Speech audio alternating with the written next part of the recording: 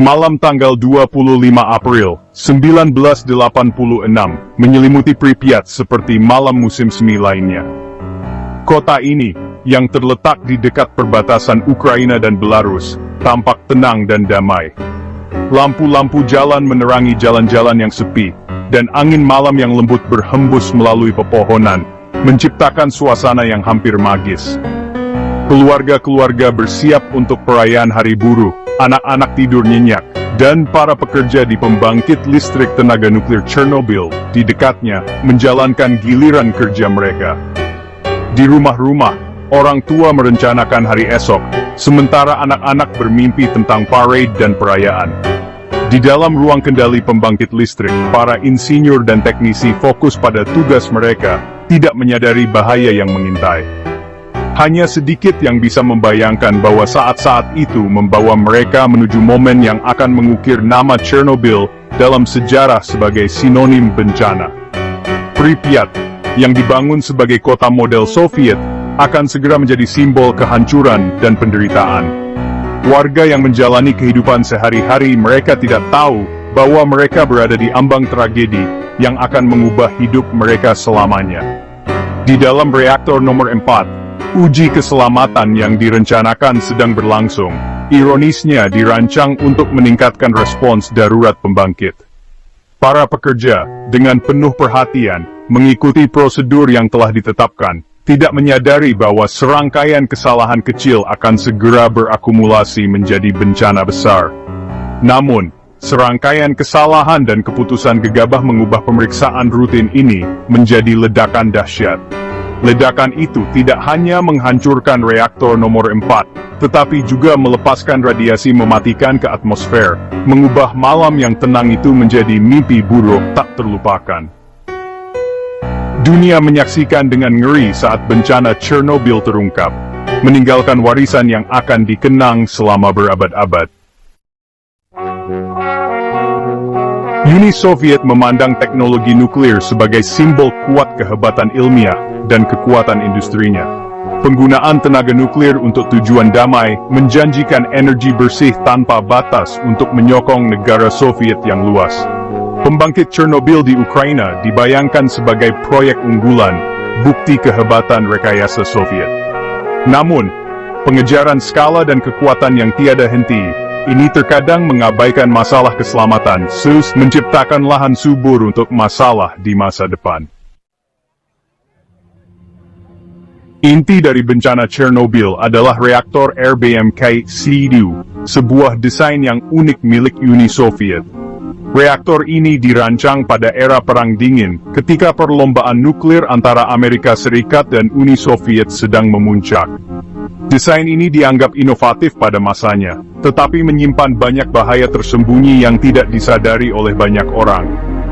Berbeda dengan kebanyakan reaktor barat, RBMK menggunakan air sebagai pendingin, tetapi grafit sebagai moderator, yang menimbulkan kerumitan operasional yang signifikan.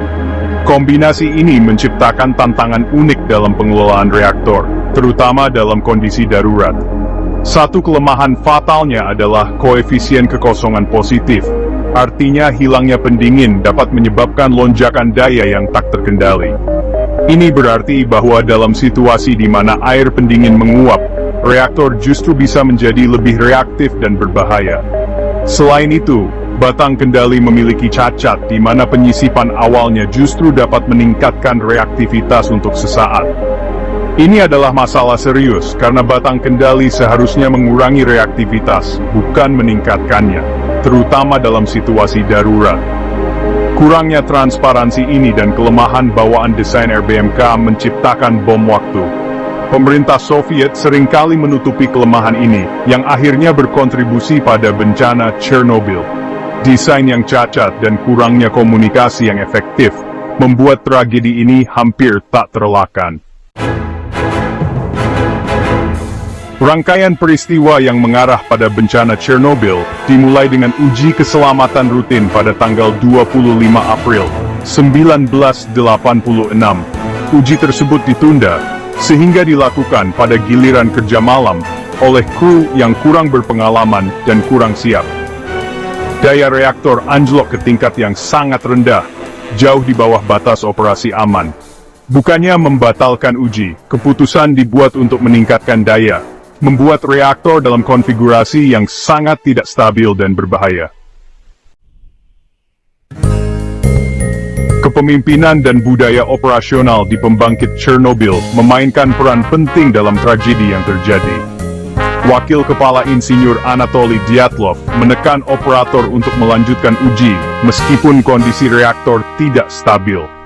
Para operator, yang bekerja dalam sistem yang cacat, berhadapan dengan desain reaktor yang diketahui memiliki ketidakstabilan.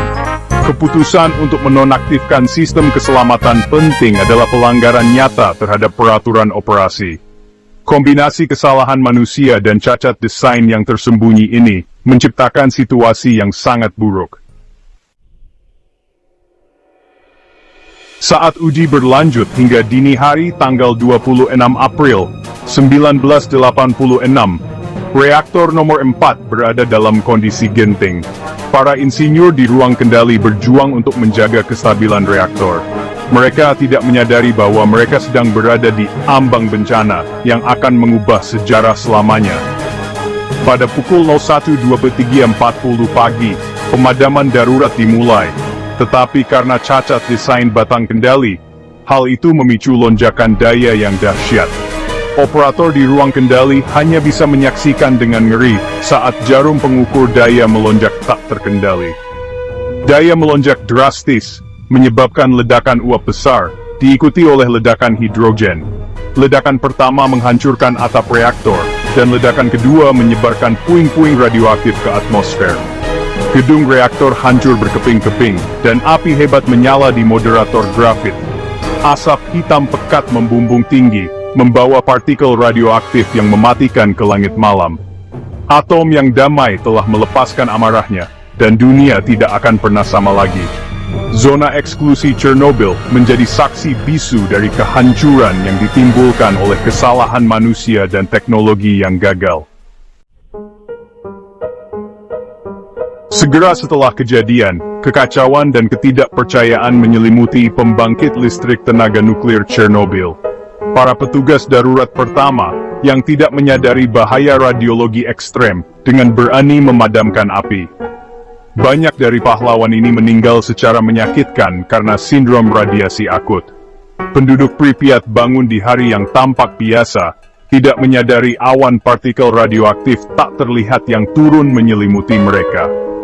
Baru setelah stasiun pemantauan radiasi di Swedia mendeteksi tingkat radioaktivitas yang sangat tinggi, Uni Soviet mengakui telah terjadi kecelakaan nuklir besar. Konsekuensi jangka panjang dari bencana Chernobyl sangat menghancurkan dan luas. Zona eksklusi ditetapkan, memaksa evakuasi lebih dari 116.000 orang. Terjadi peningkatan signifikan kanker tiroid di antara anak-anak dan remaja yang terpapar yodium radioaktif. Dampak lingkungannya sangat besar, dengan tanah dan air yang terkontaminasi memengaruhi pertanian dan keamanan pangan selama puluhan tahun. Bencana ini meninggalkan bekas psikologis yang tak terhapuskan pada para penyintas dan masyarakat luas. Bencana Chernobyl menjadi peringatan keras bagi industri nuklir global. Peristiwa ini menghancurkan mitos teknologi yang tanpa cacat dan mengungkap potensi bencana akibat kesalahan manusia. Tragedi ini mendorong kemajuan signifikan dalam budaya keselamatan dan desain reaktor nuklir. Bencana ini menyoroti perlunya pengawasan peraturan yang kuat dan pelatihan komprehensif bagi operator pembangkit. Warisan Chernobyl adalah pengingat suram akan tanggung jawab besar yang menyertai penggunaan teknologi nuklir.